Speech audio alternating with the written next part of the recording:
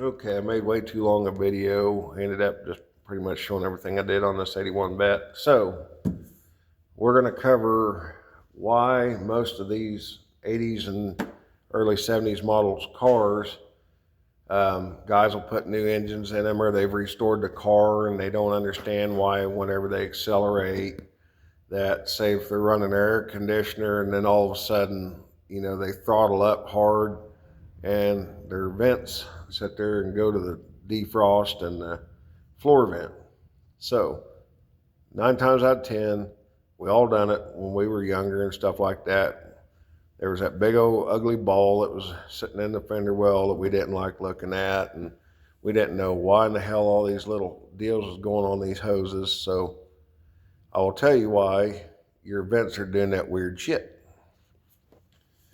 So anyway, somewhere down in there, which you're probably not going to see, and a little bit, that shiniest little object down there, there's a vacuum reservoir canister. You can buy those still at Napa today, and they run about 30-35 bucks. I ran these vacuum lines up here. That reservoir is for vacuum storage, and so a lot of times you've had a little line that comes out of your firewall right here, which I have this small hose hooked to, that supplies the vacuum to the inside of the car so that your vents will work. Now, one of the important pieces on this is when you're doing this, that's your key little thing right here, especially if you're going to be accelerating pretty good for a little bit.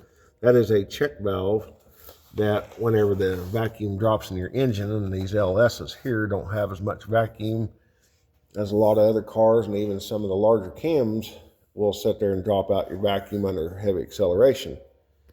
So that basically will sit there and hold enough vacuum while you're under heavy acceleration that will keep it blowing through your vent ducts. Or if your vent ducts aren't working at all, and 9 times out of 10 that I've seen on restored cars, because nobody hooked that vacuum stuff back up going to the firewall. So track your stuff down, figure out where it's at, add your little vacuum reservoir, put your little check valve in there on the large line so that it sits there and holds more vacuum for longer. And on average, try to sit there and keep it about a foot or less from your vacuum source. And that should fix your vent problems on your older 80s and early 70s or later 70s GM cars. Have a great day.